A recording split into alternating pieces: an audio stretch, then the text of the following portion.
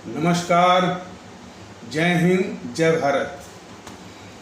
भारतीय अवाम ताकत दल अपने भारतीय भाई बहनों अर्थात अपने देश भारत की जनता अर्थात अपनी भारतीय अवाम से भारतीयता आधारित आपसी श्रद्धा, भारतीयता आधारित आपसी प्रेम, भारतीयता आधारित आपसी अखलाक मोहब्बत, भारतीयता आधारित आपसी सहयोग, भारतीयता आधारित आपसी सम्मान, भारतीयता आधारित आपसी एकता, भारतीयता आधारित आपसी भाईचारा तथा भारतीयता आधारित आपसी सद्भाव को समझने व उसे आत्मसात करके वैसा ही और उसी अनुसार आचरण एवं व्यवहार करने हेतु और इसके समस्त भारत में प्रचार प्रसार करने हेतु और प्रत्येक देशवासी को इसकी अहमियत और महत्व को समझाकर उसे अपनाते हुए वैसा ही और उसी अनुसार आचरण एवं व्यवहार करने हेतु और प्रत्येक देशवासी को अपना ही भारतीय भाई बहन मानकर, समझकर और अपनाकर उनके साथ वैसा ही और उसी अनुसार आचरण एवं व्यवहार करने हेतु सतत, सदैव और हमेशा अदब के साथ, आदर के साथ अर्ज करता है, विनती करता है।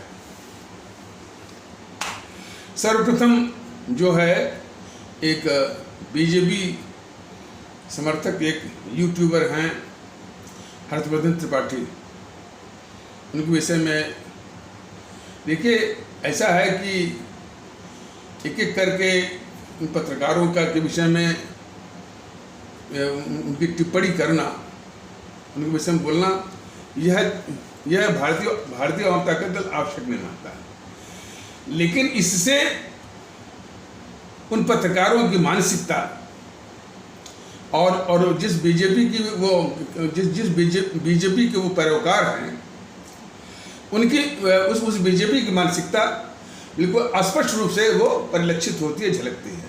तो ये जानना हमारे सभी आदरणीय भारतीय भाई बहनों, हमारी सभी आदरणीय अवाम, भारतीय अवाम को जानना बहुत आवश्यक है।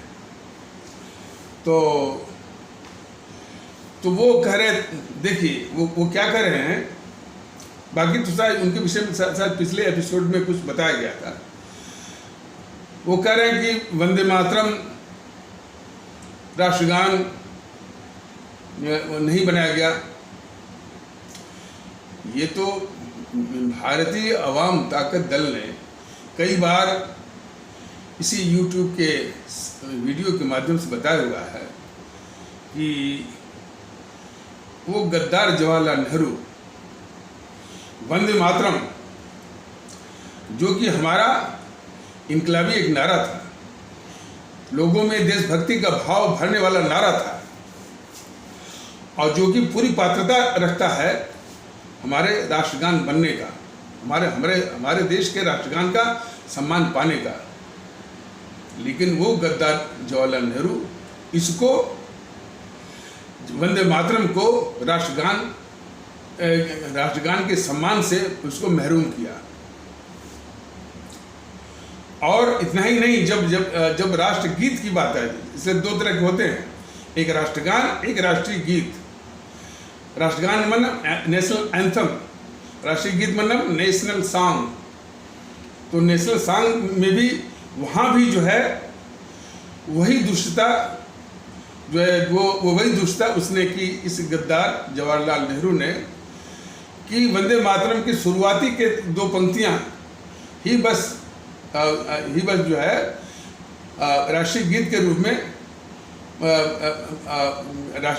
में वो स्वीकार किया, माना, और बाकी जो लाइनें 6, 7, 8 जो है उसको इसने निकलवा दिया, कहाँ पर भी राष्ट्रीय गीत के रूप में, नेशनल सॉन्ग के रूप में। लेकिन वो गद्दार नेहरू जो है इस वंदे मातरम को उस वंदे मातरम को नेशनल एंथम, राष्ट्रीय गान का सम्मान जो है उसने न देने की उसने साजिश की। तो और बनाया किसको? इस गद्दार जवाहरलाल नेहरू ने किस गीत को राष्ट्रीय गान बनाया? जो जॉर्ज पंचम आया था भारत में शायद 1911 के आसपास आया था, जिसके सम्मान में वो गेटवे ऑफ इंडिया जो बॉम्बे में बना है। तो उसी के चमचागिरी में जो अस्तुत गान है कि जनगण मन अधिनायक जय है भारत भाग विधाता, उसको उसी जॉर्ज पंचम को भारत के भाग विधाता के रूप में वो अस्तुत गान गाया गया। तो जो अंग्रेजी या इंग्लिश किंग राजा जॉर्ज पंचम के चमचागिरी में जो अस्तुत गान था, ये गद्दार जवाहरलाल नेहरू उसी को इसने राष्ट्रगान बनवा दिया। तो हमारे देश के लोग बहुत आसानी से समझ सकते हैं कि यह गद्दार जवाहरलाल नेहरू किस हद तक वो गद्दारी करता था। जिन बातों पर हम भारतीय भाई बहनों को गर्व होना चाहिए, उन सारी बातों को ये गद्दार जवाहरलाल नेहरू दरकिनार किया। अब ये हर्षवर्धन त्रिपाठी महोदय, चूंकि ये कई बार भारतीय अवाम ताकत दल ने बात उठाया है कि भाई ये हर तरह से जो कलंक है जनगण मन का कलंक किस लिए है कि वह जॉर्ज पंचम के चमचागिरी में गाया हुआ अस्तुत गान है। वो किसी भी प्रकार से भारत के या आज़ाद भारत के राष्ट्रगान का की पात्रता नहीं रखता है, लेकिन सिर्फ वो गद्दार जवाहरलाल नेहरू के कारण ये जॉर्ज पंचम के चमचागिरी में गाई हुई अस्तुत गान को ही आज़ाद भारत का राष्ट्रगान नेशनल एंथम बनवाया। अब देखिए, मोदी महोदय को लेकिन हर्षवर्धन त्रिपाठी अब ये नहीं कहते हैं कि मोदी महोदय को 8.5 साल से ऊपर हो रहे हैं, और इनकी भी मंशा अब तक सामने नहीं आई कि ये वंदे मातरम को राष्ट्रगान का सम्मान दें। इस हकीकत को हर्षवर्धन त्रिपाठी लोग भी कितने चतुराई के साथ इसको छिपाते हैं। अब जो है वंदे मातरम को राष्ट्रगान नहीं बनाया गया, बस इतना ही कह करके अब ये कहना पड़ेगा, और जरूर कहना पड़ेगा कि हर्षवर्धन त्रिपाठी जैसे गद्दार पत्रकार जो है वो नेहरू को बेनकाब नहीं करते हैं कि नेहरू के ही कारण जो है वंदे मातरम जो हमारे देश का इनकलाबी नारा था आज़ादी की जंग के समय, उसको ये गद्दार जवाहरलाल नेहरू वंदे मातरम को राष्ट्रगान के सम्मान से उसको महरूम किया। इस विषय में उसकी क्या गद्दारी है जो है जवाहरलाल नेहरू की, इस पर हर्षवर्धन त्रिपाठी लोग जो है उस गद्दार नेहरू को गद्दार के रूप में बेनकाब नहीं करते। यही तो गद्दारी है।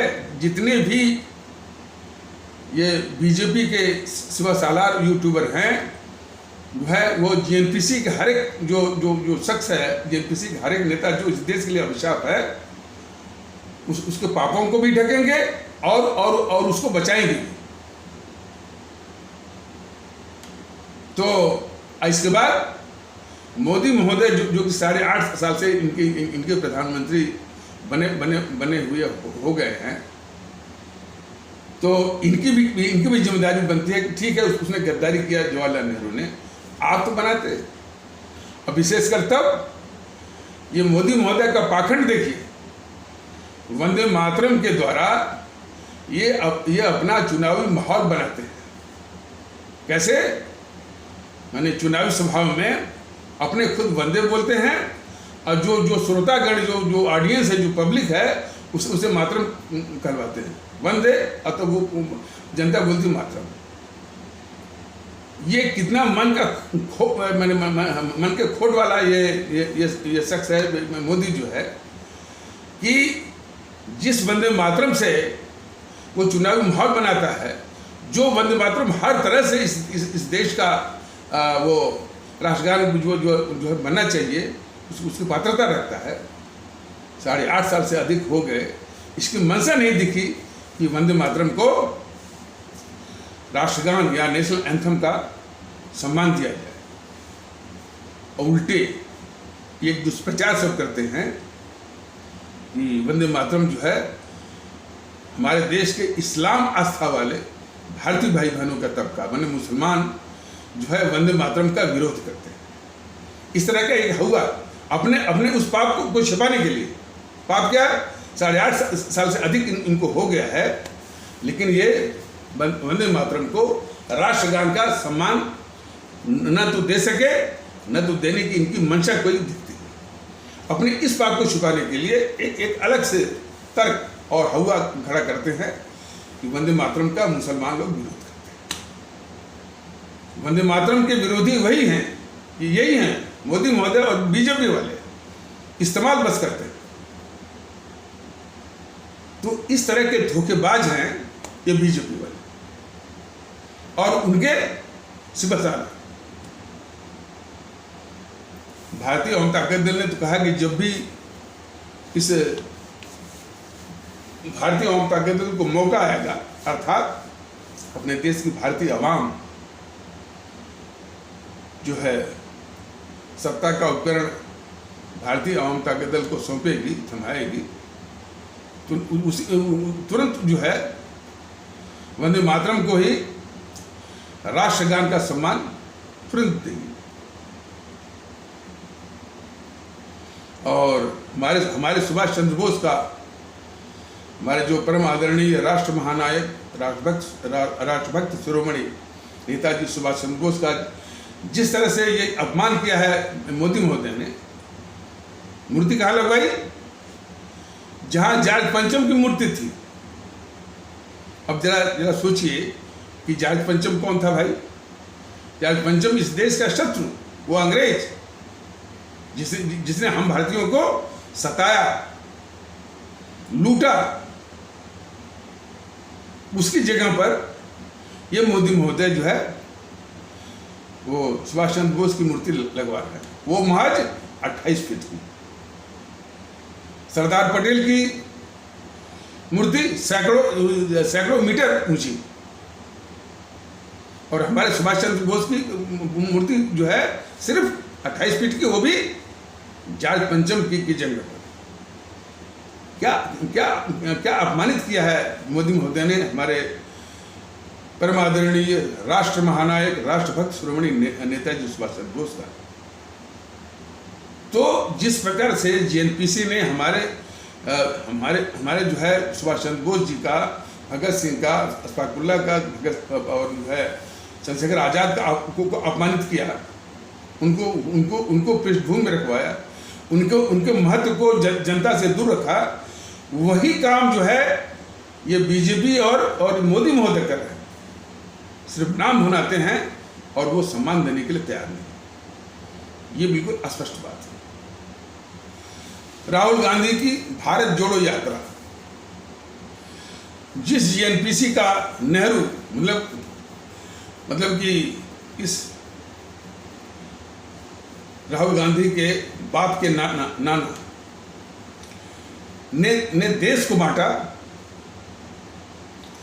और विभाजित भारत की भूमि लद्दाख, वो लद्दाख का एक हिस्सा अक्साई चीन के रूप में दुश्मन चीन को थमा दिया। तिब्बत जो भारत में मिलना चाह रहा था, चीन की कम्युनिस्ट पार्टी के नरसंहारी विस्तारवादी नीति से डर करके उस तिब्बत को दुश्मन चीन को थमा दिया। और कई ऐसे देश जो कि भारत में मिलना चाह रहे थे, नेपाल हुआ, भूटान हुआ, सिक्किम हुआ, वर्मा हुआ, सब मिलना चाह रहे थे, सबको इस गद्दार जवाहरलाल नेहरू ने मिलने नहीं दिया। और इस जेएनपीसी वालों ने, और इतना ही नहीं, एक कोको द्वीप है जो कि अंडमान निकोबार द्वीप के ठीक ऊपर है, उसको इस गद्दार जवाहरलाल नेहरू ने बर्मा को दे दिया। बर्मा के जरिए वो दुश्मन चीन को मिल गया। और वो कोको द्वीप पर बंगाल की खाड़ी में कोको द्वीप पर चीन का कब्जा होने के कारण भारत की सुरक्षा खास करके जो है नौसेना की जो सुरक्षा है, जल सेना की जो सुरक्षा है, जो नेवी है, नेवी सिक्योरिटी बहुत बड़ा खतरा है इस देश के लिए। तो इतने गद्दार नेहरू और फिर हमारे देश में इन जीएनपीसी वालों ने 8 से 10 हजार सांप्रदायिक दंगे करवाए और हमारे इस्लाम आस्था वाले भारतीय भाई बहन भूलते नहीं हैं, खास करके मलियान वाला, भागलपुर का और कई जो है महीनों में जो है वो शिविरों में रहे,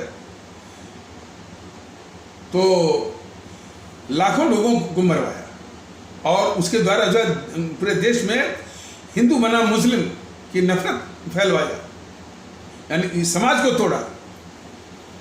तो इस समाज और जो है 6000 हमारे सिख आस्था वाले भारतीय भाई बहनों का सरेआम कत्ल करवाया और यानी इस देश को तार करने वाला, टुकड़े करने वाला। और अब तो उसका भी साथ मिल गया है कन्हैया कुमार का। कन्हैया कुमार तो सरेआम उसने जो है जेएनयू से वो नारा ही लगवाया कि भारत तेरे टुकड़े होंगे, भारत की बर्बादी तक जंग जारी रहेगी। तो जिसकी नियत और करतूत दोनों भारत को टुकड़े करने की है, भारत को बर्बाद करने की है, उसके मुंह से भारत जोड़ो कितना दुखदाई लगता है, हास्यास्पद नहीं, दुखदाई लगता है। इस चरित्र को पेश करने के बजाय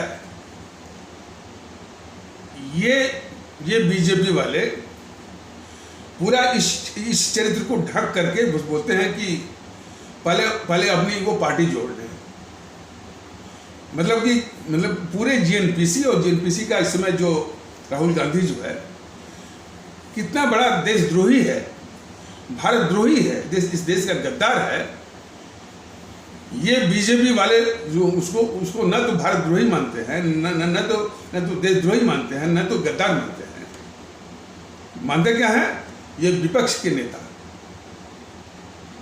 आप सभी आदरणीय भारतीय भाई बहन खुद बताइए कि जो देश का इतना बड़ा गद्दार हो, भारत द्रोही हो, क्या वह इस देश का वो विपक्ष का नेता या विपक्ष बनने की कोई पात्रता रखता है? अरे ये तो खैर मनाए राहुल गांधी जीएनपीसी वाले कि कायर जैसा बैठा है ये मोदी और इसे जीएनपीसी की रक्षा करने वाला, तो तभी तक ये खैर मनाए। कोई भी देशभक्त किस्म का शासक या प्रधानमंत्री होता, इनको 1 मिनट में नष्ट में नाबूद कर देता और कोई भी देश के खिलाफ गद्दारी करने का मौका नहीं मिलता इस गद्दार राहुल गांधी को। तो बीजेपी वाले इस जीएनपीसी या उसके राहुल गांधी जो कि इस देश को तोड़ने वाले हैं, टुकड़े करने वाले हैं, और एक नेता तो बोल ही चुका है भारत तेरे टुकड़े होंगे और भारत की बर्बादी तक जंग जारी रहेगी। वो इसका एक महत्वपूर्ण जो है वो नेता बन गया। लेकिन हमारा अपने आदरणीय भारतीय भाई बहनों से ये कहना है कि जब तक आप माकूल जवाब नहीं देंगे, आप इनके पापों को झेलने के लिए अभिशप्त बने रहेंगे। आपकी जिम्मेदारी थोड़ी सी ज़्यादा है, उसी जिम्मेदारी का एहसास भारतीय अवाम ताकत दल आपसे करवा रहा है। तो जहाँ भी, और ख़ास करके जैसे केरल के हमारे भारतीय भाई बहन जो कि ये यथार्थ भी है कि वो 100% शिक्षित हैं, जरा वो अंदर मन में झांक के देखें, अपने जो कॉन्शियंस कीपर के रूप में देखें कि क्या उनका 100% शिक्षित होना जो है, उनका 100% शिक्षित होने का नतीजा यही है कि देश के दुश्मनों जीएनपीसी और कम्युनिस्टों को वो चुन करके सदन या सत्ता में भेजे। जरा ठंडे दिमाग से हमारे, विशेष कर हमारे केरल में रहने वाले भारतीय भाई बहनों को सोचना होगा। और एक बात और है, जब तक आप कुछ करेंगे नहीं तो अच्छी शुरुआत होगी कैसे? मैं बराबर कह रहा हूं कि कम से कम केरल के भारतीय भाई बहन इस गद्दार राहुल गांधी जो खुद इस देश को टुकड़े टुकड़े करना चाहता है, इसके सामने कहेंगे तो तुम टुकड़े टुकड़े करने वाले हो, तो तुम्हारे साथ जो कन्हैया कुमार है वो भारत के टुकड़े होंगे, भारत की बर्बादी तक जंग जारी रहेगी। ये बराबर कहा हुआ है इसने। तो तुम इस देश के लिए अभिशाप हो, गद्दार हो, और गद्दार राहुल गांधी वापस जाओ। तो ये जिम्मेदारी जो है हमारे भारतीय भाई बहनों की है, और विशेष करके हमारे केरल में रहने वाले भारतीय भाई बहनों की है कि उसको काले झंडे दिखाएं, नारे लगाएं कि गद्दार राहुल गांधी, देश को तोड़ने वाला राहुल गांधी जो है वापस जाए। ये करना पड़ेगा। लेकिन बीजेपी वालों का तो हिसाब ही यानी देश के खिलाफ, देश विरुद्ध है, वो सबसे बड़े गद्दार है। वो ये कह रहा है कि 60 कंटेनर जो कि सभी सुविधाओं से, मैंने वो एसी फेसी और ऐश करने वाली सुविधाओं से लैस हैं, और इसमें सैकड़ों करोड़ रुपया इसमें खर्च हुआ है।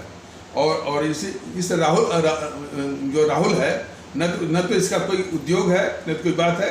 ये सब वही हमारा आपका पैसा जो लूट करके जो डकैत है, वो काला धन जमा किया है।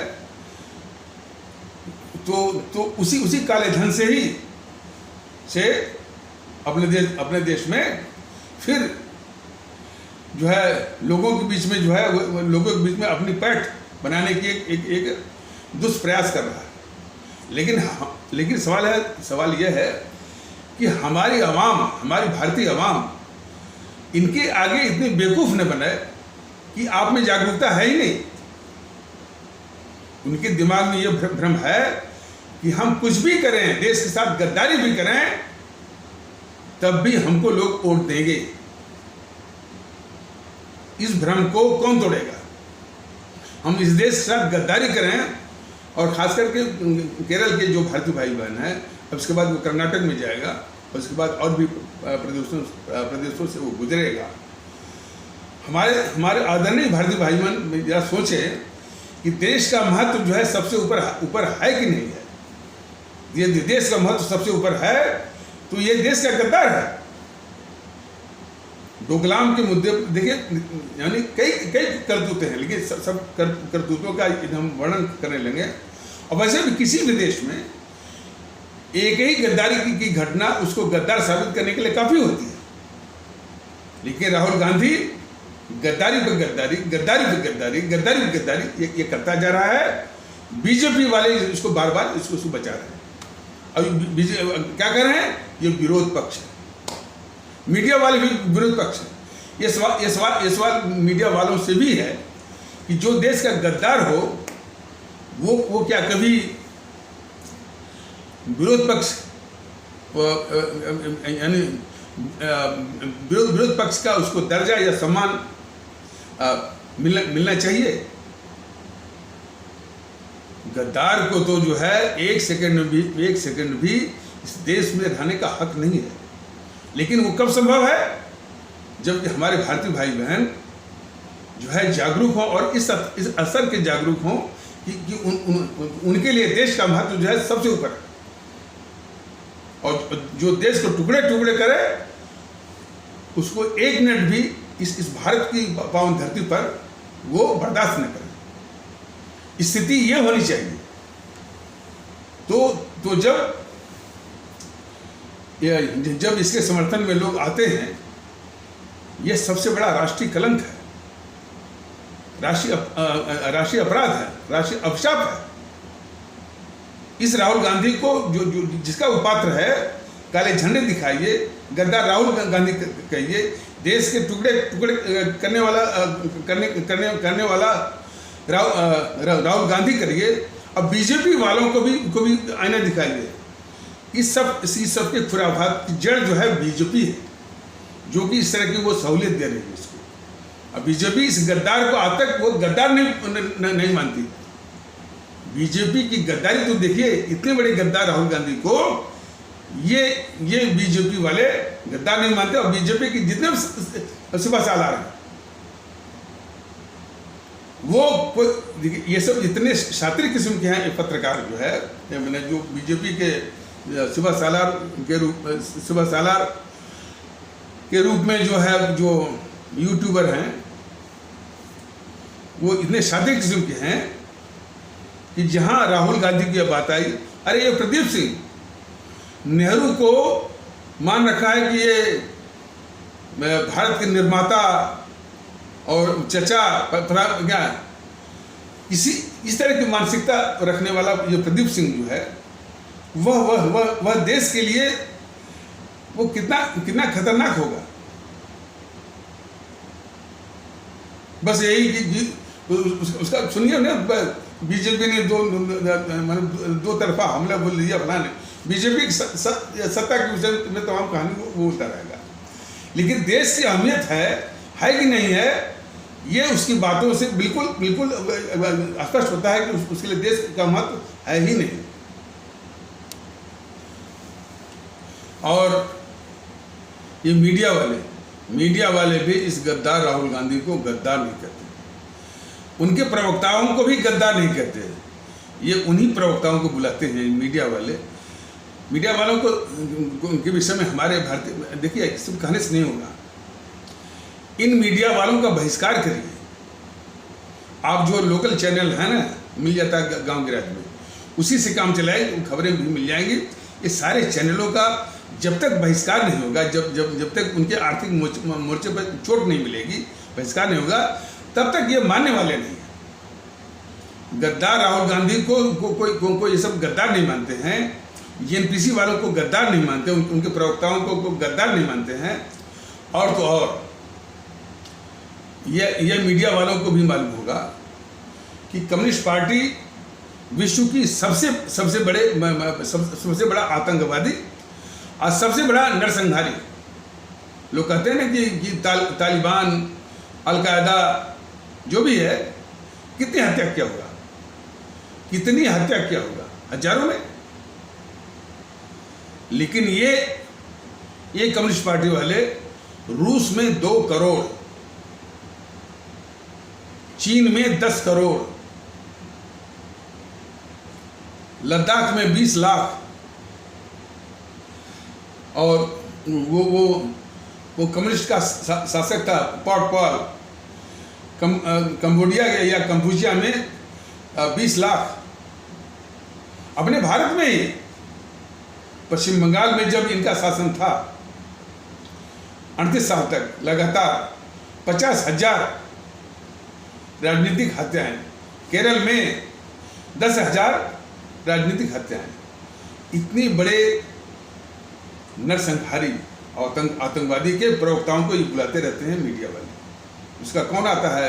विवेक श्रीवास्तव, और वो वासने करके है कोई, अब तो अच्छा एक आता था, और 3 आते थे, वासने और विवेक श्रीवास्तव, एक और आता था वो अनिल करके है कोई। इन देश, विश्व के और देश के भी इतने आतंकवादी, इतने नरसंहारी के प्रवक्ता को मीडिया वाले क्यों बुलाते हैं? इसीलिए मीडिया जो कि अपने को लोकतंत्र का चौथा स्तंभ का दम्भ भरता है, दावा करता है, उसका चरित्र देखिए कि देश के गद्दारों को ये गद्दार नहीं मानता। यही तो राष्ट्रीय कलंक है।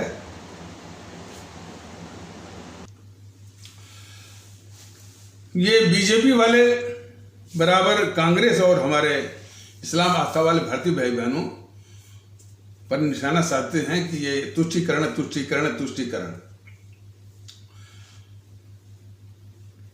उनके शब्दों में तुष्टीकरण, लेकिन उस तुष्टीकरण का अंजाम क्या है? उस तुष्टीकरण का दो ही खतरनाक और दयनीय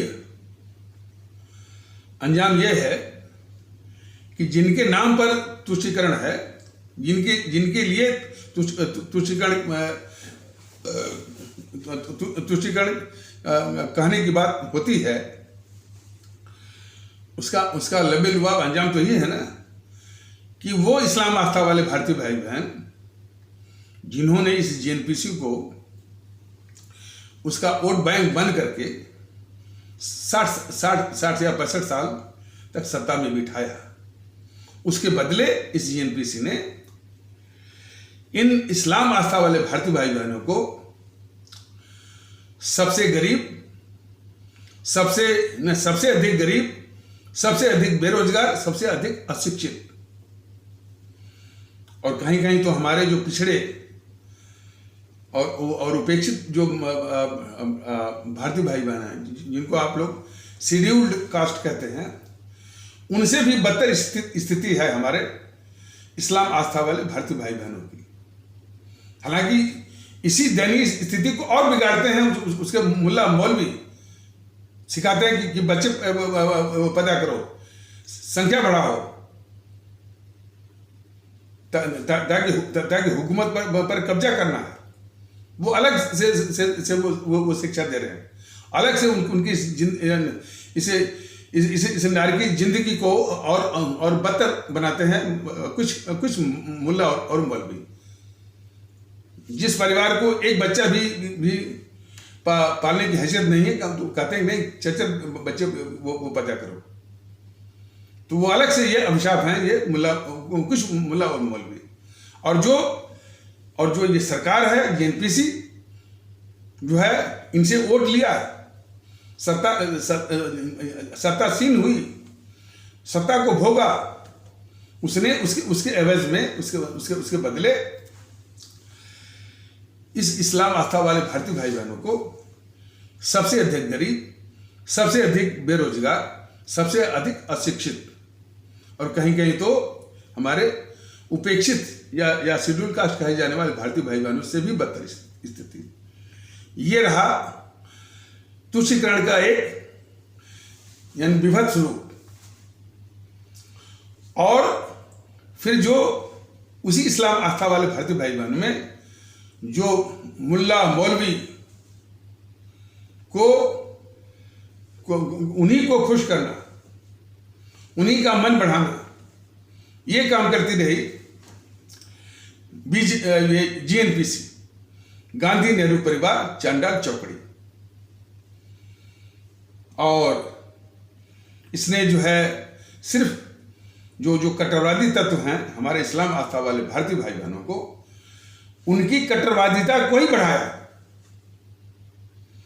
और करते करते एक वक्फ बोर्ड जो है भू माफियाओं का एक अड्डा बन गया। रिपोर्ट यह है कि हमारे देश में डिफेंस और रेलवे के बाद इन्हीं की जमीन है वक्फ बोर्ड वालों की। और वो वक्फ बोर्ड हमारे इस्लाम आस्था वाले भारतीय भाई बहनों या उनमें जो गरीब भारतीय भाई बहनों के कल्याण के लिए बिल्कुल नहीं है। तो इतनी बड़ी जमीन माने रेलवे और डिफेंस के बाद इतनी बड़ी जमीन का वो जो है यानी भू माफिया बन के बैठा है वक्फ बोर्ड का वो मुखौटा लगाए हुए। तो वस्तुतः जो है वो एक भूमाफिया है। इसी भूमाफिया को और पुख्ता करने के लिए नरसिम्हा राव की सरकार ने 1995 में एक वक्फ बोर्ड एक्ट बना दिया। तब से इनके हौसले और बढ़ गए। किसी की भी जमीन को वक्फ बोर्ड में ले सकते हैं, न तो उसकी चुनौती किसी हाई कोर्ट में होगी, न किसी वो सुप्रीम कोर्ट में होगी। उस जो है 1995 एक्ट को तुरंत खत्म किया जाना चाहिए और इस वक्फ बोर्ड को भी भंग किया जाना चाहिए। वह हमारे जो गरीब भारतीय भाई बहन जो गरीब भारतीय भाई बहन, चाहे वो इस्लाम आस्था वाले भारतीय भाई बहनों के तबके से हों, चाहे दूसरे भारतीय भाई बहन हों, उनकी भलाई में इसको लगाया जाना चाहिए। ये जरूरत है इस देश को कि वक्फ बोर्ड को तुरंत भंग करके जो है जो गरीबों के हित के लिए और खास करके हमारे इस्लाम आस्था वाले भारतीय भाई बहनों के जो गरीब लोग हैं उनके कल्याण के लिए जो है उसको लगाना चाहिए। ये तो यानी भू माफियाओं का पूरा अड्डा है। तो 1995 का जो अधिनियम जो बना हुआ जो उसको जो कि उसको एक निर्बाध शक्ति प्रदान करता है, यानी जमीन वो इस देश की जमीन को हड़पने का, उसको तुरंत जो है खारिज किया जाना चाहिए। अब ये तुष्टीकरण के दो विभत्स रूप दो विभत्स रूप आपके सामने रखे गए।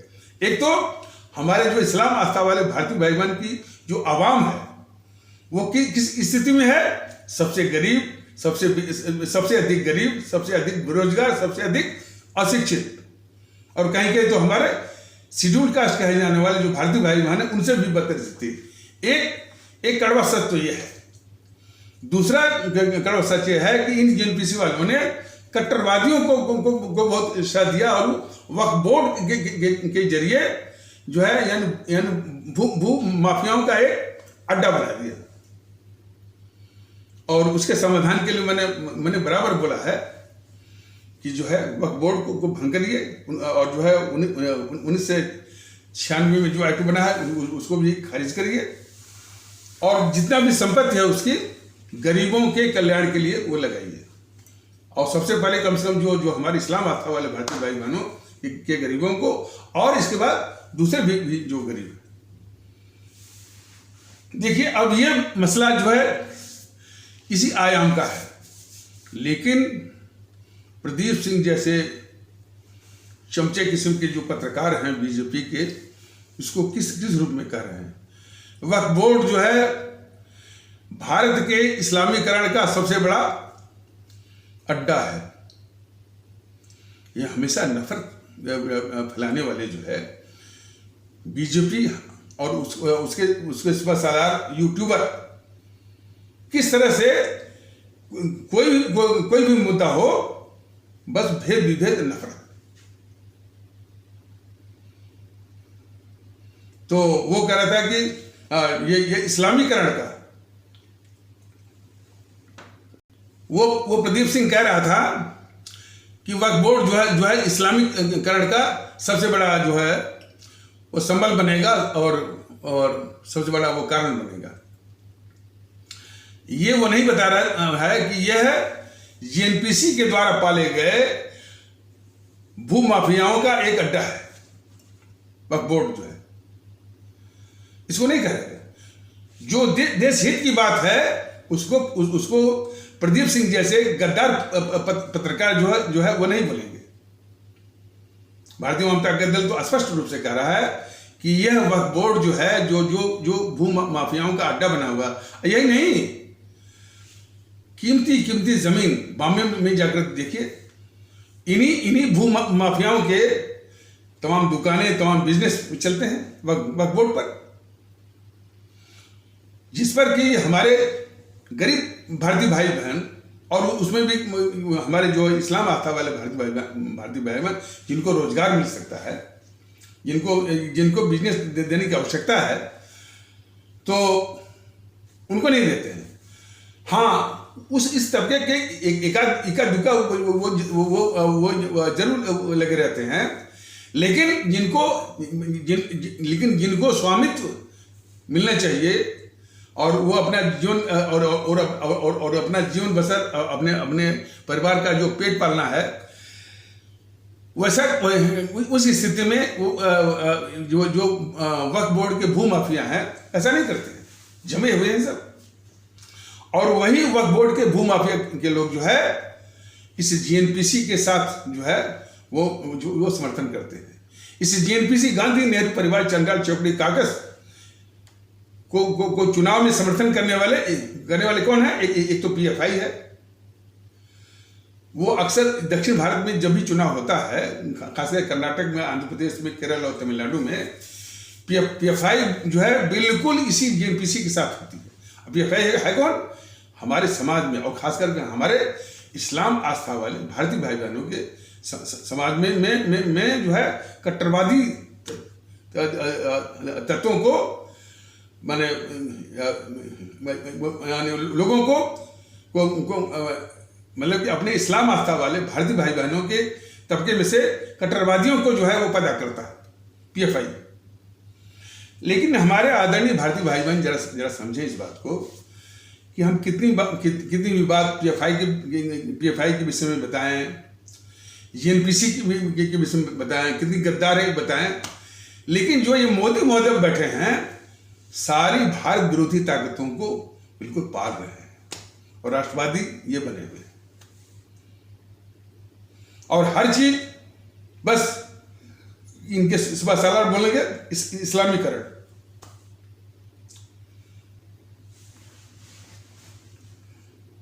ये या तो इस्लामीकरण बोलते हैं या तो इनके लोग जो है बोलते हैं कि हमारा ये हिंदू राष्ट्र है और हिंदू राष्ट्र जो है ये मोदी महोदय उसको हिंदू राष्ट्र बना देंगे। यह भी एक बहुत बड़ा भ्रम नहीं, बहुत बड़ी शरारत है और देशद्रोह है। भारत का संविधान जो है इसको भारत गणराज्य के रूप में इसको चला रहा है, उसको ये यानी देशद्रोही किस्म के बीजेपी वाले कहते हैं, सभी तो नहीं कहते हैं, उसको कुछ तत्व तो कहते हैं कि ये हिंदू राष्ट्र है। हिंदू राष्ट्र नहीं भी है तो मोदी जी बना देंगे और उसी पर जो है असदुद्दीन ओवैसी जैसे लोग इसी पर राजनीति करेंगे। तो दुखड़ा जो है कई रूपों में और बहुत गहरा है। कल एक और YouTube पर देखा गया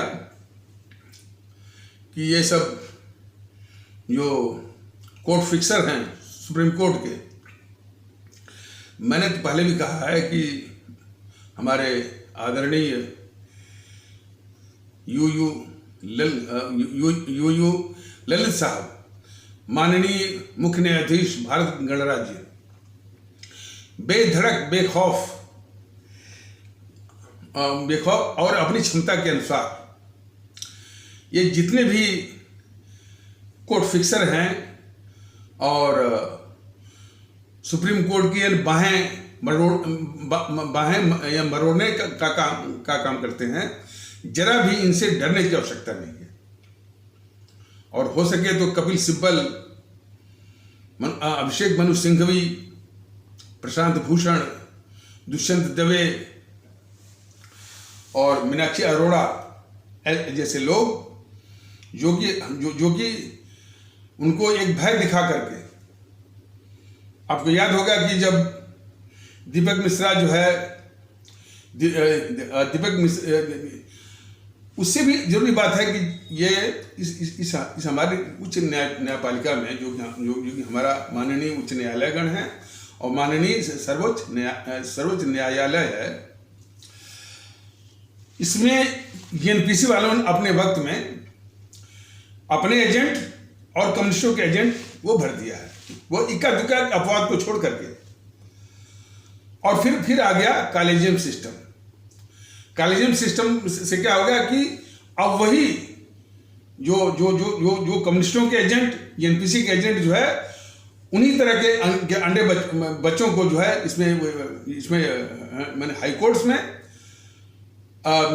भर्ती करते हैं और वहीं से हाई कोर्ट से वो एलिवेट होकर के सुप्रीम कोर्ट पहुंच जाते हैं।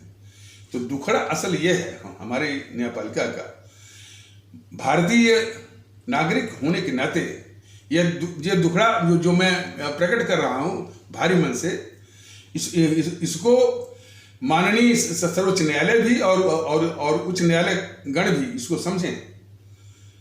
तो एक तो कॉलेजियम सिस्टम के आधार पर जो है जो बीजेपी ने एक जो है एनजेएसी, नेशनल नेशनल जुडिशियल वो अकाउंट करके है, जो कि एक समिति रहेगी जो हाई कोर्ट्स में वो जजेस की नियुक्ति या उसका रिकमेंडेशन, और फिर वहाँ से प्रमोट होकर के या एलिवेट होकर के सुप्रीम कोर्ट में पहुँचने का, और जो है मुख्य न्यायाधीश के चयन का पूरा अधिकार उस जो है वो एनजीएससी को होना चाहिए। इस तरह का बनवाइए और काबिल, साफ सुथरे और विशेष करके देशभक्त किस्म के जजेस जो है या न्यायमूर्ति इसमें आए, वरना जो है ये कोर्ट फिक्सर कपिल सिब्बल जैसे लोग जो है बराबर हमारे सुप्रीम कोर्ट की बाह बरोड़ करके, यानी आर्म ट्विस्टिंग करके अपने मन माफिक फैसला करवाने की जुगत में रहते हैं। अब कपिल सिब्बल का एक सार्वजनिक बयान कि अब जो है सुप्रीम कोर्ट भरोसे के लायक नहीं है, जब तक उनके मन माफिक के फैसला आता रहा तब कपिल सिब्बल के अनुसार तब तक वो जो है सुप्रीम कोर्ट भरोसे के काबिल था। और जब इनके मन माफिक फैसला आना बंद हो गया तब कपिल सिब्बल के अनुसार सुप्रीम कोर्ट जो है भरोसे के लायक नहीं है। कपिल सिब्बल महोदय सुप्रीम कोर्ट तो वही है। आप लोगों ने किस तरह से दुरुपयोग किया सुप्रीम कोर्ट का भी और हाई कोर्ट का, यह देश धीरे धीरे जान रहा है।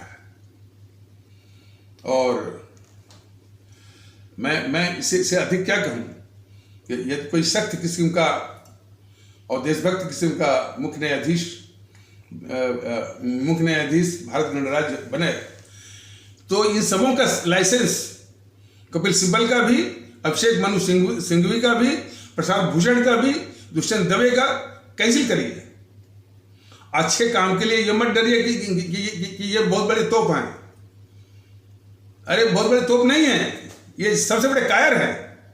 बशर्ते कोई सख्त और काबिल किस्म का जो है वो भारत का मुख्य न्यायाधीश इस दिशा में सोचे और करे,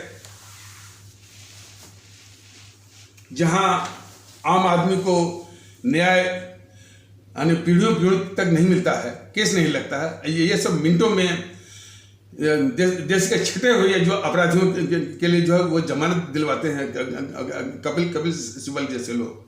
और कपिल सिब्बल का चरित्र क्या है? जो CAA के विरोध में जब वो आंदोलन चल रहा था, और यही PFI जो कि हमेशा साथ में रहती है GRPC के, वह देश में हिंसा, उपद्रव, तोड़फोड़, आगजनी के जरिए देश को अस्थिर करने का जो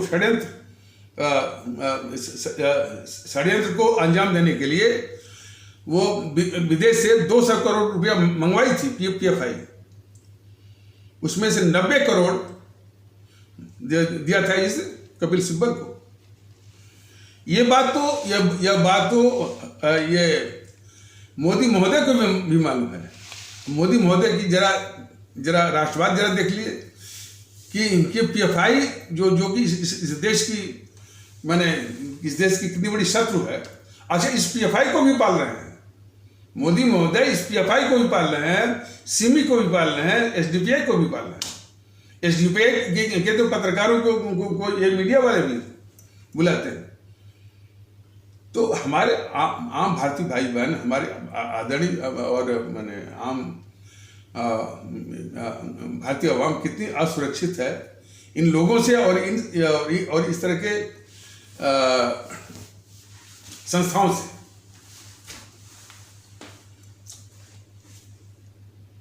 तो फिर मैं एक अर्ज करता हूँ, विनती करता हूँ माननीय सर्वोच्च न्यायालय से कि बेखौफ होकर के सारा जो कचरापंथी है, कोर्ट फिक्सरों का इत्यादि है जो आपकी बाहें वो यानी मरोड़ते हैं, इसलिए कि आप जो है सार्वजनिक रूप से कुछ बोल नहीं सकते। ये कपिल सिब्बल तो आपकी कोर्ट में भी बोलेगा और बाहर भी बोलेगा। तो जरूरत इस बात की है कि इन सभी का कपिल सिब्बल, अभिषेक मनु सिंघवी, राजीव धवन, दुष्यंत दवे, मीनाक्षी अरोड़ा, इनकी वकालत की लाइसेंस जो है तुरंत रद्द किया जाए, तब मानेंगे। और इसका साहस कम से कम सुप्रीम कोर्ट या सुप्रीम कोर्ट के मुख्य न्यायाधीश ये साहस दिखाएं। ये बहुत बड़ी बीमारी है। लेकिन सिर्फ इन समूह के लाइसेंस रद्द करने से ही बात नहीं बनेगी। जो ये कपिल सिब्बल को पाल रहा है, मोदी महोदय, इनको भी जाना उतना ही जरूरी है। ये न्यूज में जब आया था कि 90 करोड़ रुपया इस कपिल सिब्बल ने उस पीएफआई से लिया, जो पीएफआई हमारे देश में सीएए के विरोध के नाम पर 200 करोड़ रुपया मंगाया था अपने देश में, हिंसा, उपद्रव, आगजनी, इसके जरिए देश को अस्थिर करने का। उससे जो 90 करोड़ रुपया इस कपिल सिब्बल को मिला, ये अपने को नकली राष्ट्रवादी जो है, इसकी जांच तक नहीं कराया। यही तो देश को बहुत दुख रहा है। देश ने क्या सोच करके इनको प्रधानमंत्री बनाया था कि सारे देश के दुश्मनों के आगे ये घुटने टेके, उनको पाले। तो सिर्फ कपिल सिब्बल तक ही बात आप करेंगे तो हमारे इस मुल्क के साथ बहुत बड़ी नाइंसाफी होगी। यदि इंसाफ दिलाना है तो कपिल सिब्बल जैसे लोगों को जो पाल रहा है मोदी जो है, इनका भी इंसाफ करना पड़ेगा, इनको भी वो हटाना पड़ेगा।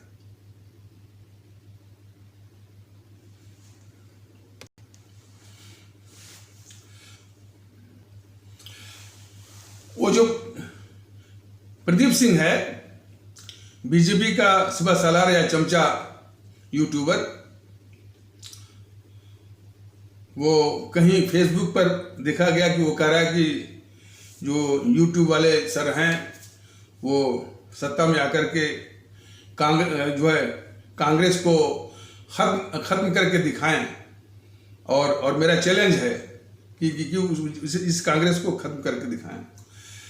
प्रदीप सिंह जैसे लोग, जिनके जहन में अभी भी नेहरू जो है बड़े आदर्श के रूप में है, मोहनदास करमचंद गांधी बहुत आदर्श के रूप में है, इंदिरा गांधी बड़े आदर्श के रूप में है, राजीव गांधी बड़े आदर्श के रूप में है, जबकि सब छटे हुए देश के गद्दार हैं। राहुल गांधी को प्रदीप सिंह जो है आज तक इसने देश का गद्दार नहीं बोला। ऐसे लोग जो है सवाल कर रहे हैं कि इनकी यूट्यूब वाले सर सत्ता में आकर के जीएनपीसी को खत्म करें, और ये मेरी चुनौती है। प्रदीप सिंह जैसे पत्रकारों को या ऐसे व्यक्तियों को भारतीय अवाम ताकत दल बस इतना ही बताना चाहता है, कांग्रेस को खत्म किया जा सकता है, और जब भी भारतीय अवाम ताकत दल आएगा उसको कैसे खत्म करना है, यह भारतीय अवाम ताकत दल को अच्छी तरह से मालूम है। लेकिन ये वो भी जान लें कि कांग्रेस रूपी जो रावण है तब तक वो खत्म नहीं होगा जब तक कि उस कांग्रेस रूपी रावण के नाभि में बीजेपी जो है, जो अमृत, बीजेपी जो है उसको बचाने वाला अमृत उसको प्रदान करती रहेगी। तो यदि कांग्रेस को खत्म करना है या कांग्रेस रूपी रावण को मारना है, उसके पहले कांग्रेस को अमृत देने वाली बीजेपी को खत्म करना होगा, और यह उसकी पूर्व शर्त है। शायद इससे वो प्रदीप सिंह जैसे लोग सहमत नहीं होंगे, लेकिन हमारे देश के लोग बहुत अच्छी तरह से जान लें कांग्रेस का खत्म होना इस देश के लिए बहुत आवश्यक है। और कांग्रेस का ही नहीं, बीजेपी और TMC, SP, BSP, RJD, NCP, Shiv Sena, Akali, ये सब के सब जो है ये भारत विरोधी तंजीमें हैं, जो कि भारतीय समाज में विखंडन पैदा करके जातिवाद के आधार पर, संप्रदायवाद के आधार पर, भाषावाद के आधार पर, प्रांतवाद के आधार पर, समूहवाद, क्षेत्रवाद के आधार पर हमारे भारतीय समाज को विखंडित करके, विघटित करके वोट और सत्ता का षड्यंत्र वो चलाते हैं। तो इस देश को वो कतई कबूल नहीं है। ये सब कहते हैं, तर्क देते हैं कि यूट्यूब वाले सर जो है वो लोकतंत्र खत्म करना चाहते हैं। हमारे आदरणीय भारतीय भाई बहन वो खुद फैसला करें कि देश के इतने बड़े अभिशाप जो है, यदि जागरूकता इस स्तर की हो, हमारे देश में देशभक्ति हो इस स्तर की हो कि इन देश के दुश्मनों को अच्छी तरह पहचान सकें कि ये देश के दुश्मन हैं, और जिनके विषय में हमारे भारतीय भाई बहन ये जाने कि इन देश के दुश्मनों का अपने देश में एक पल भी रहने का न तो हक बनता है, और रहना जो है और इन तत्वों का इस देश में रहना जो है खतरे से खाली नहीं। और ये बात सिर्फ मैं नहीं कह रहा हूं, शहीद आजम भगत सिंह ने अपनी किताब में लिखा है कि ये काले अंग्रेज, जो कि उन सफेद अंग्रेजों से शिक्षा दीक्षा लिए हुए और उनसे अधिक खतरनाक, तो इन काले अंग्रेजों को समाप्त करने की जिम्मेदारी हमारे शहीद आजम भगत सिंह ने यानी उनके जाने के बाद इस अवाम की है, हम सबकी है। तभी ये देश हमारा महफूज हो पाएगा।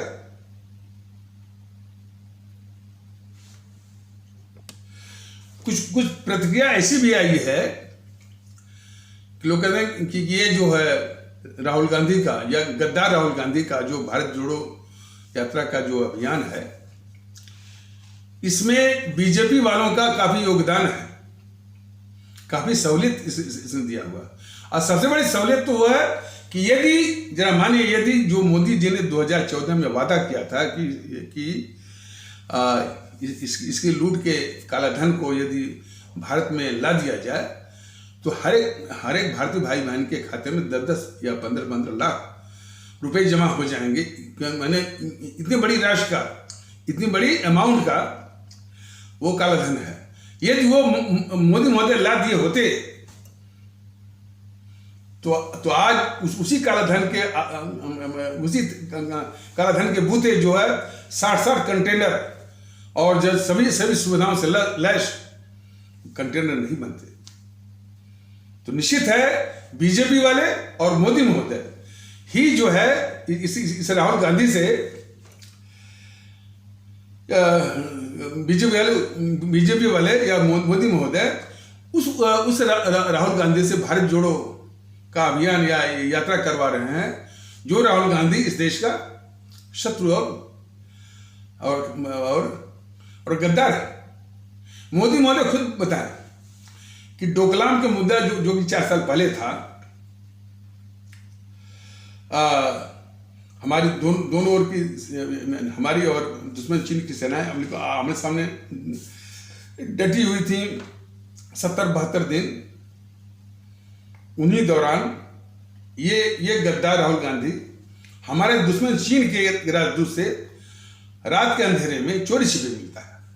मोदी महोदय जरा स्पष्ट करें कि तब भी इस राहुल को देश का गद्दार मानते हैं कि नहीं मानते।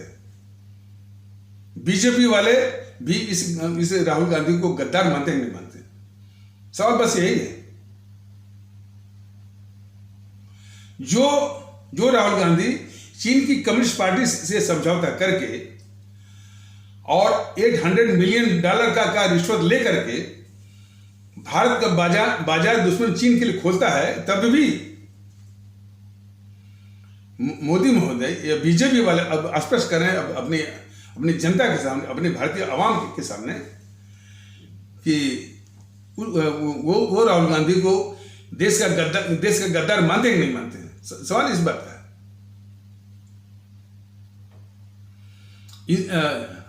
और अपनी सेना को या अपने सेना अध्यक्ष को जब ये गुंडा कहलवाता है राहुल गांधी, और दुश्मन पाकिस्तान के सेनाध्यक्ष को गले लगाने के लिए जब अपना दूत नवजोत सिद्धू को भेजता है, तब भी मोदी महोदय बीजेपी वाले बताएं देश को कि इस राहुल गांधी को गद्दार मानते हैं कि नहीं मानते। तमाम बातें उसकी।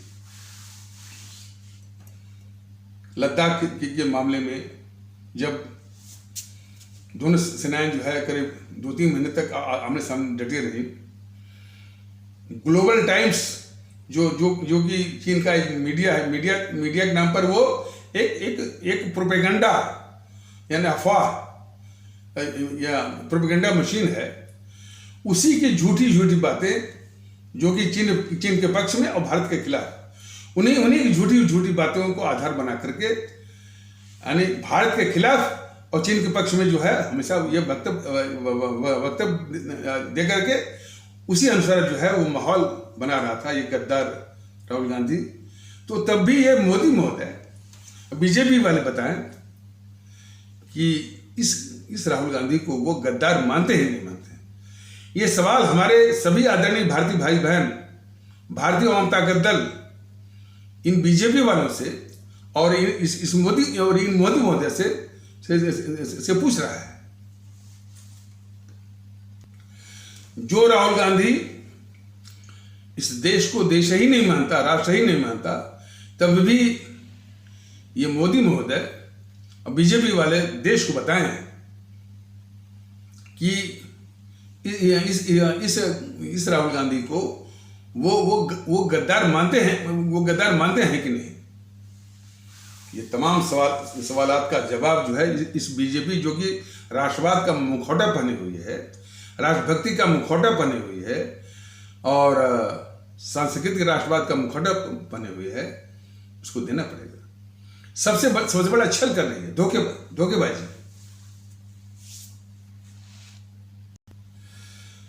हमारे अमर शहीदों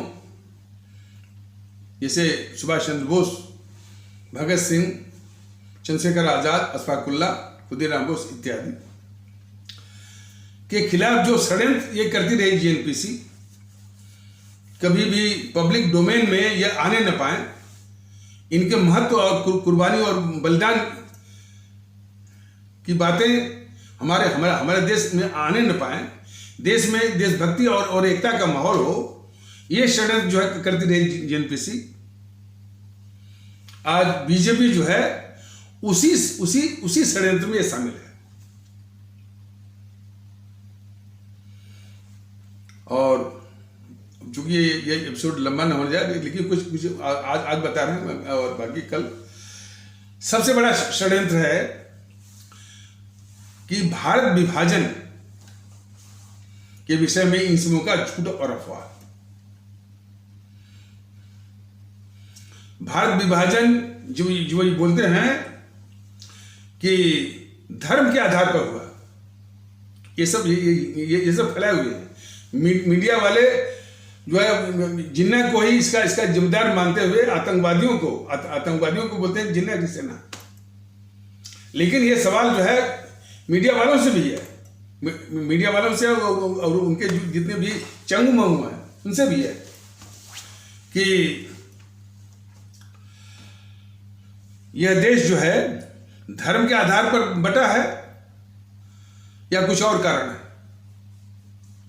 भारतीय जनता दल ने बराबर बताया है कि हमारे देश के 90% इस्लाम आस्था वाले भारतीय भाई बहनों ने विभाजन का विरोध किया था। खान अब्दुल गफ्फार खान जो कि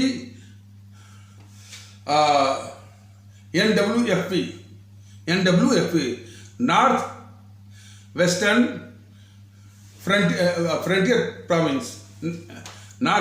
फ्रंटियर प्रोविंस के नेता थे, खान अब्दुल गफ्फार खान, उनके 3 नाम और है, बादशाह खान भी कहते हैं, फ्रंटियर गांधी भी कहते हैं, सीमांत गांधी भी कहते हैं।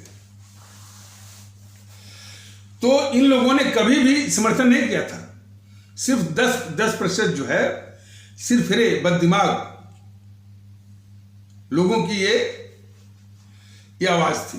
बाकी जो 90% हमारे इस्लाम आस्था वाले भारतीय भाई बहनों का कतई समर्थन नहीं था, जो है इस पाकिस्तान बनने के पक्ष में। ये ऐतिहासिक तथ्य है।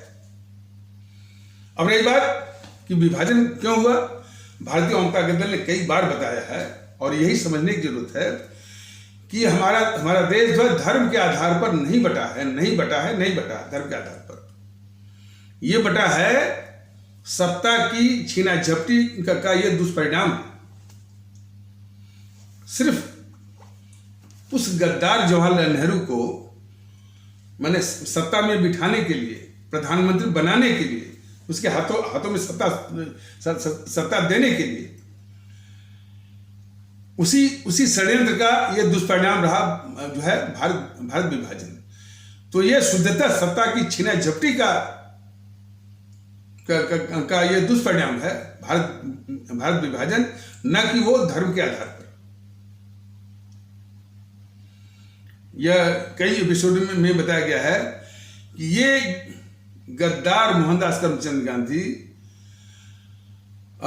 उस गद्दार जवाहरलाल नेहरू को प्रधानमंत्री बनवाया 1946 में, जिसके पक्ष में कांग्रेस थी ही नहीं, एक भी कांग्रेसी नहीं था। इसके नेहरू को सत्ता दिलाने के पक्ष में सिर्फ दो ही थे, एक माउंटबेटन जो हमारे दुश्मन अंग्रेजी सरकार का जो प्रतिनिधि था, और दूसरा जो है ये गद्दार मोहनदास करमचंद गांधी। और हमारे आदरणीय भारतीय भाई बहन ये भी जान लें कि उस समय ये गद्दार मोहनदास करमचंद गांधी कांग्रेस का प्राथमिक सदस्य भी नहीं था। तो उस हैसियत से पूरी कांग्रेस को दाब करके, यानी कांग्रेस की इच्छाओं के विरुद्ध, देश की इच्छाओं के विरुद्ध, ये गद्दार मोहनदास करमचंद गांधी ने उस गद्दार जवाहरलाल नेहरू को सत्ता में बिठाया, प्रधानमंत्री बनवाया, जो है अंतरिम मंत्रिमंडल का, इंटरिम कैबिनेट का प्राइम मिनिस्टर। ये ब्लंडर जो है या देशद्रोह और भारतद्रोह किया है वो गद्दार मोहनदास करमचंद गांधी। और जैसा कि पिछले एपिसोड में बताया गया है कि इसका इल्जाम जो है दूसरे के सिर मरने के लिए इन सबों ने कई कुतर्क गढ़े। वीर सावरकर को बोलते हैं कि यानी टू नेशन थियरी, आरएसएस वालों को मरते हैं कि यानी टू नेशन थियरी, और फिर जो है वो जिन्ना साहब के ऊपर।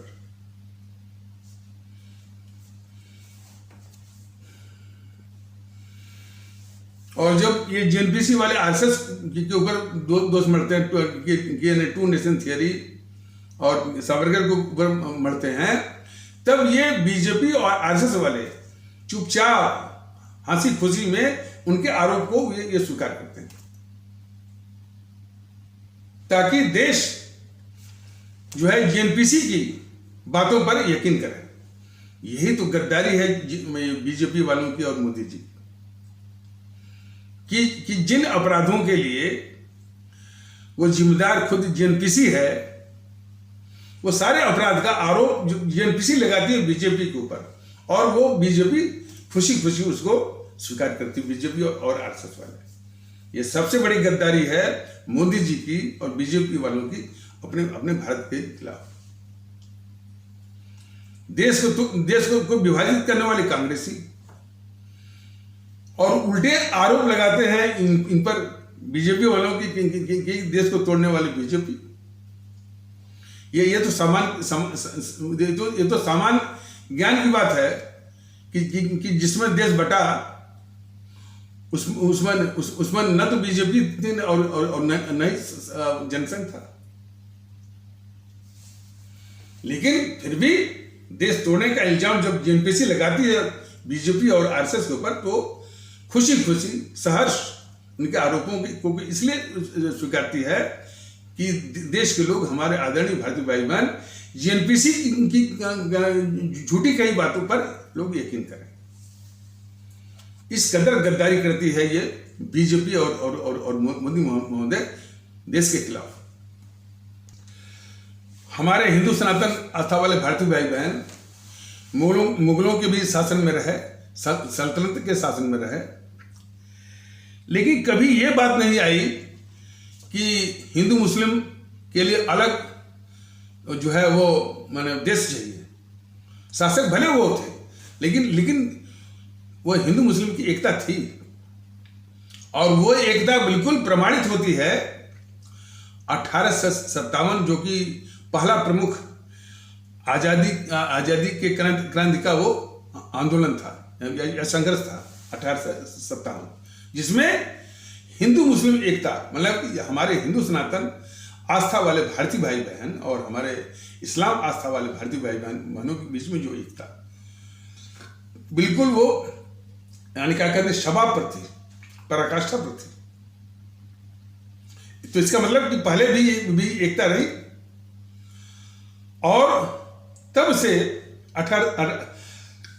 1857 की घटना के बाद अंग्रेजों ने ये ठान लिया था कि अब हिंदू मुस्लिम को तोड़ के रखना है। इसलिए इन सबों ने, अंग्रेजों ने अपने शासन के तत्वाधान में पहला जो हिंदू मुस्लिम को तोड़ने वाली संस्था को बनाया 1885 में, अपने किसी अंग्रेज ए.ओ. ह्यूम के द्वारा। हमारे आदरणीय भारतीय भाई बहन बिल्कुल समझें कि ए.ओ. ह्यूम ये वही शख्स है जिसने 1857 की क्रांति को कुचलने में हजारों हमारे सैनिकों, हजारों स्वतंत्रता सेनानियों की हत्या करवाया था ये ए.ओ. ह्यूम। वही हमारे हजारों क्रांतिकारियों की हत्या करने वाला ए.ओ. ह्यूम इस कांग्रेस का संस्थापक बनता है। तो इसलिए हमारे आदरणीय भारतीय भाई बहन इसे जेएनपीसी की फितरत को जरा समझ लें कि जिसका संस्थापक हमारे हजारों क्रांतिकारियों का हत्यारा है, वो आज उसका राहुल गांधी कह रहा है कि भारत जोड़ो। ये आईना दिखाने की बजाय ये बीजेपी पूरी सहूलियत दे रही है इस गद्दार राहुल गांधी को एक अभियान चलाने का।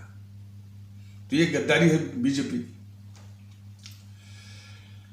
तो पहली संस्था बनी जो है 1885 में कांग्रेस नाम की। दूसरी जो संस्था बनी जो 1906 में मुस्लिम लीग। तीसरी जो तंजीम बनी 1920 में वाम दलों की, कम्युनिस्टों की। 22 में जो है वो हिंदू महासभा, 25 में आरएसएस। ये पांचों के पांचों अंग्रेजों ने हिंदू मुस्लिम एकता को तोड़ने के लिए ही बन रही थी। और ये पांचों संस्थाएं, मैंने कांग्रेस, मुस्लिम लीग, कम्युनिस्ट और ये हिंदू महासभा वाले, आरएसएस वाले, देश में हिंदू मुस्लिम एकता को तोड़ने के लिए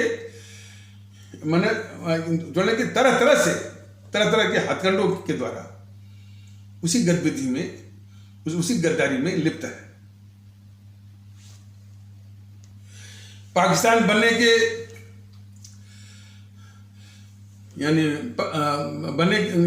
बनने में जो कांग्रेस वाले जो तर्क प्रस्तुत करते हैं, या उसी का समर्थन बीजेपी वाले भी करते हैं कि पाकिस्तान बनने की मांग जो है वो या पाकिस्तान बनवाने में प्रमुख भूमिका थी सर सैयद अहमद खान की।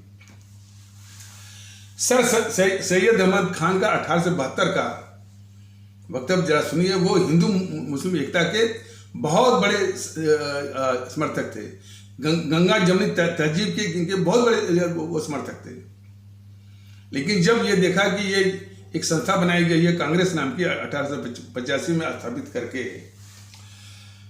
जो कि हिंदू मुस्लिम एकता को तोड़ने के लिए बनी है और ये अंग्रेजों की दलाल मुखबिर चमचा है, तब ये बेचारे वो निराश होकर के अपने समुदाय की भलाई के लिए जो है वो कॉलेज स्कूल खोलना शुरू कर दिए। और उसके लिए उन्होंने एक एंग्लो मोहम्मडन कॉलेज जो है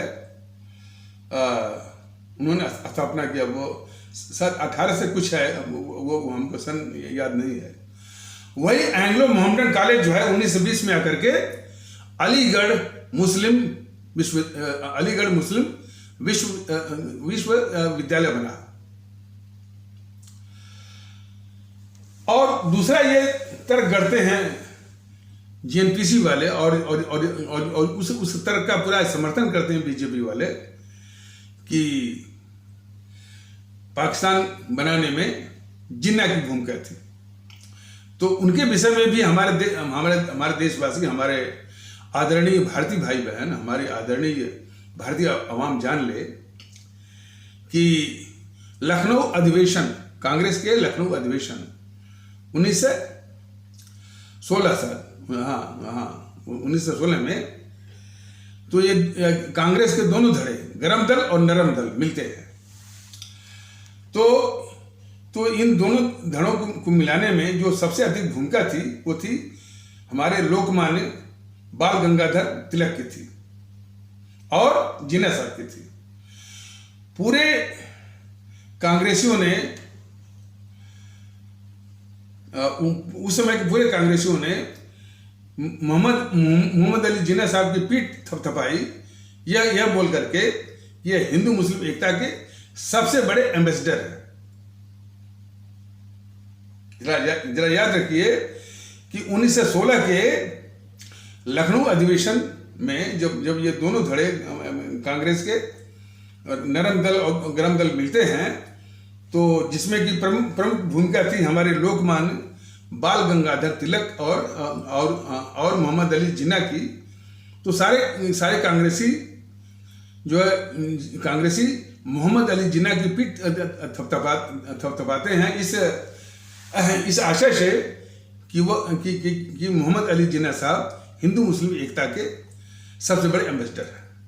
यह तो इन जीएनपीसी वालों को और इस बीजेपी वालों से पूछा जाना चाहिए कि जिसको कांग्रेसी जो है हिंदू मुस्लिम एकता के सबसे बड़े वो एम्बेसडर मान चुके हैं, वो कैसे जो है वो पाकिस्तान के समर्थक हो गए। यह जवाब जीएनपीसी वालों को भी और बीजेपी वालों को भी और आरएसएस वालों को भी देना पड़ेगा। हमारी आदरणीय भारतीय भाई बहनों को, हमारे आदरणीय भारतीय आवाम को।